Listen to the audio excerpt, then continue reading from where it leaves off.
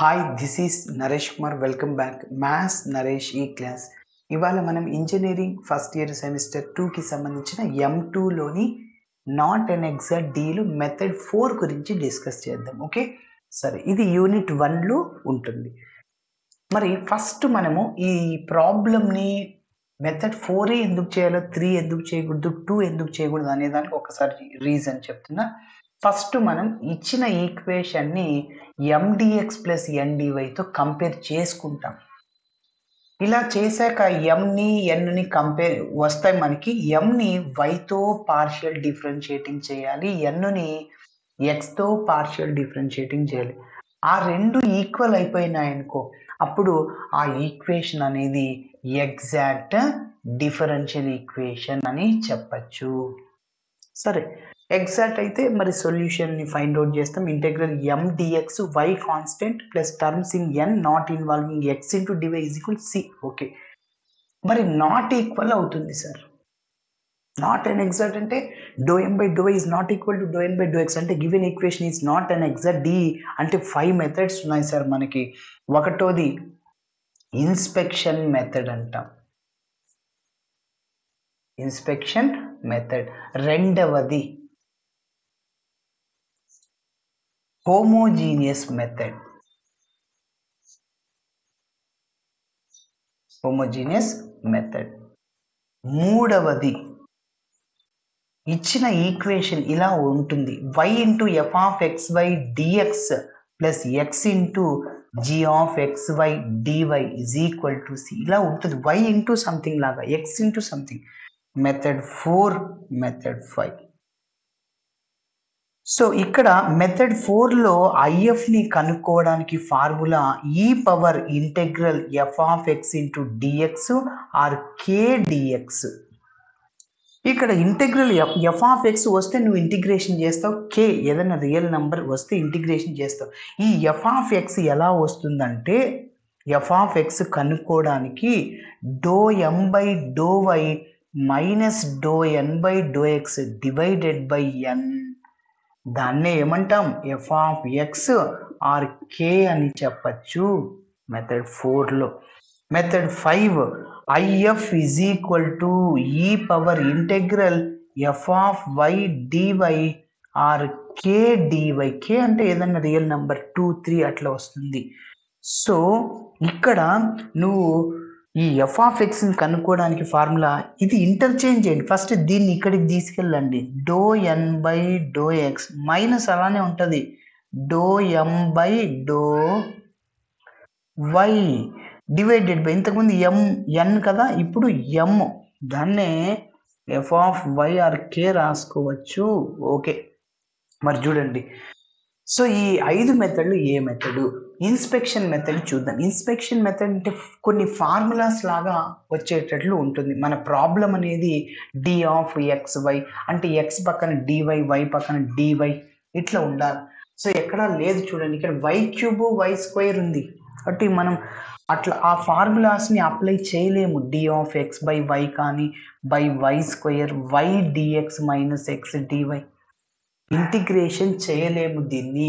ఇక్కడ నువ్వు ఎక్స్తో డివైడ్ చేసావనుకోండి, అప్పుడు 3y² ఇంటిగ్రేషన్ వస్తుంది. ఇక్కడ నువ్వు y³ ఎక్స్ బై ఎక్స్ ఉంది, ఇంటిగ్రేషన్ చేయలేవు.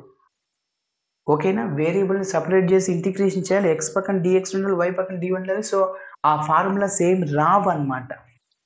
ఓకే, ఇంకా కొన్ని ఉన్నాయి, d of e power x by y అని, d of tan inverse y by x అని, d of tan inverse x by y అని, అట్లా కొన్ని ఫార్ములాస్ ఉన్నాయి. ఆ ఫార్ములాని బేస్ చేసుకొని చేస్తాం. సో కాబట్టి ఇన్స్పెక్షన్ మెథడ్ ఇప్పుడు అప్లై చేయలేము. రెండవది హోమోజీనియస్ మెథడ్ అంటే ఎంలో ఉన్న టర్మ్స్ అన్నిటికీ, ఎన్లో ఉన్న టర్మ్స్ అన్నిటికీ పవర్ సేమ్గా ఉండాలి.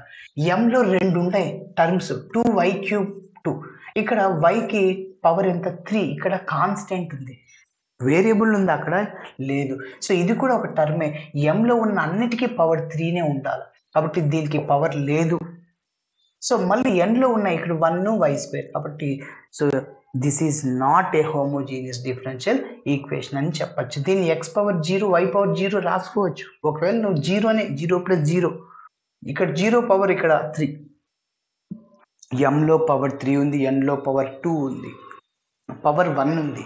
సో కాబట్టి హోమోజీనియస్ కాదు. ఇక్కడ ఏదో 2xy² అట్లా ఉండింటే పవర్ సేమ్గా ఉండేది. ఎస్, అక్కడ ఈ మెథడ్ కూడా చేయలేము. నెక్స్ట్, ఇచ్చిన ఈక్వేషన్ y ఇంటూ సంథింగ్ లాగా ఉందా? ఎక్కడుంది y ఇంటూ సంథింగ్ లాగా? లేదు. కాబట్టి మెథడ్ 3 కూడా లేదు. మెథడ్ 4 ఆర్ 5లో ఏది sir?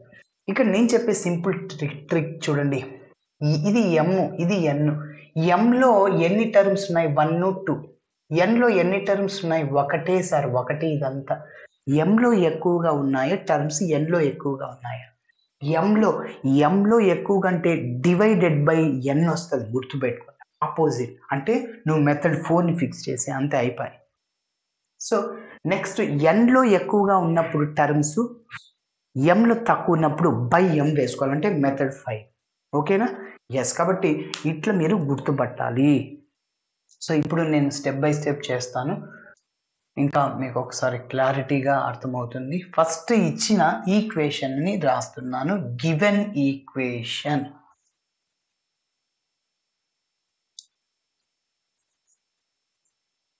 given equation is 2y³ plus 2 into dx plus 3xy² dy which is equal to 0. దీనికి ఒక నంబర్ ఇస్తున్నాను 1.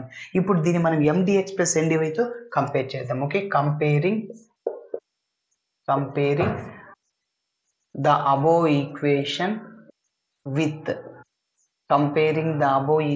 with దేంతో కంపేర్ చేయాలంటే mdx plus ndy తో కంపేర్ చేద్దాం. Is equal to 0 we get. ఇప్పుడు క్యాపిటల్ M అంటే dx coefficient, capital M is equal to 2y³ plus 2. అదేవిధంగా క్యాపిటల్ N అంటే 3xy². ఇప్పుడు mని yతో పార్షియల్ డెరివేటివ్ చేయండి. సో ∂m/∂y ఓన్లీ yతోనే చేయాలి. y³ derivative 3y², 3 into 2 6y². Constant ఒక differentiation 0, no need to right.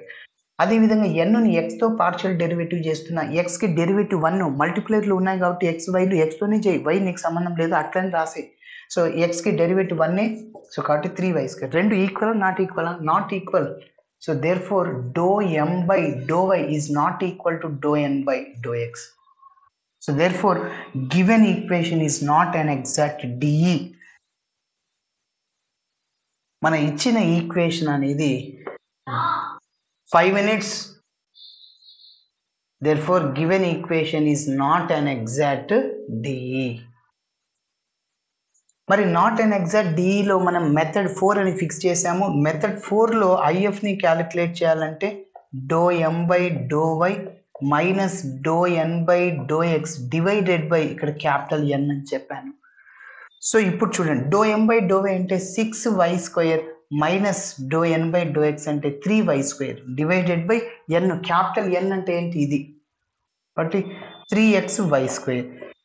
6y² నుంచి 3y² తీసేస్తే 3y² divided by 3xy². ఇక్కడ y² cancel, 3 cancel, 1/x that is function in the variable x.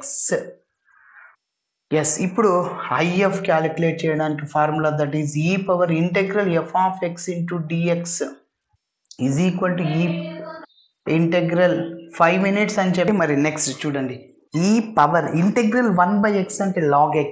Okay, integral 1/x dx log x అనమాట. So ఈ power మనకు ఒక formula ఉంది. ఈ power log f(x) అంటే ఈ లాగ్ క్యాన్సిల్ అయిపోతుంది, అప్పుడు f(x) మిగులుతుంది. ఈ పవర్ log f(x) అంటే ఈ లాగ్ క్యాన్సిల్ అయిపోయి f(x) అంటే ఇక్కడ ఎవరు x. ఇలా వచ్చిన ఐఎఫ్ని నంబర్ 1తో మల్టిప్లై చేసేద్దాం. So multiply equation 1 with if, multiply equation 1 with IF, then 1 becomes, okay, so 1 implies okay, ఇలా వచ్చిన IF ని నంబర్ 1తో మల్టిప్లై చేయాలని చెప్పాను. 1 implies చెప్పండి 2, ఇక్కడ ఉంది చూ 2y³ plus 2, దాన్ని x తో మల్టిప్లై చేయండి.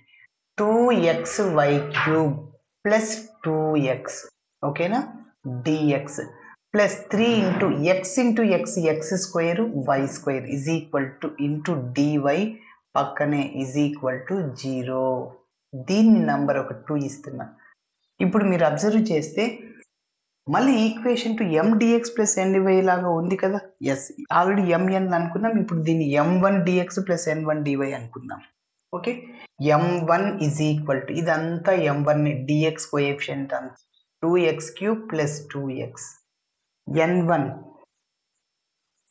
dy కోఎఫిషియంట్ అంతా 3x² y². ఇప్పుడు పార్షియల్ డిఫరెన్షియేషన్ చేయాలి. m1ని y తోనే చేయాలి. మల్టీప్లేస్ లో ఉన్నప్పుడు x ని పక్కన పెట్టుకో.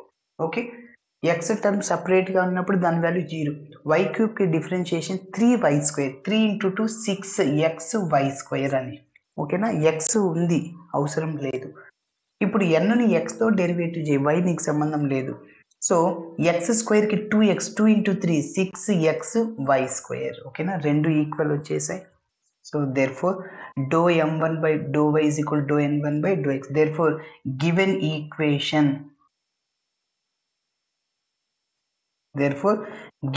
equation is an exact D. మరి exact D అయినప్పుడు సొల్యూషన్ రాసి చేస్తాం. Okay, so therefore solution to equation 2 is, so formula ఏంటంటే ఇంటెగ్రల్ m1 dx, ఇక్కడ y constant plus terms in n1 not involving x into dy is equal to g. ఇదంతా formula. ఓకేనా, integral m1 dx, m1 అంటే ఇదంతా రాసేయండి, 2xy³ plus 2x into dx plus terms in n1 not involving x. n1 లో x term ఉండకూడదు, x term ఉంది. So కాబట్టి 0 into dy is equal to c. Yes, ఇప్పుడు మనం దీన్ని ఇంటిగ్రేషన్ చేయాలి. y³ కాన్స్టెంట్, 2 కూడా కాన్స్టెంటే. సో 2y³ ఇంటెగ్రల్ పక్కన x dx ఉంటుంది plus 2 constant integral dx is equal to x dx is equal to c. So 2y³, x కి integration ఏంటి, x²/2. 2 integral x dx, x కి integration x²/2 is equal to c. 2 cancel, 2 cancel, x²y³ plus x² is equal to c. ఇది మన final answer. ఇలా చేయాలి. Thanks for watching my video. నచ్చితే ఖచ్చితంగా మీ friends కూడా షేర్ చేయండి. బై.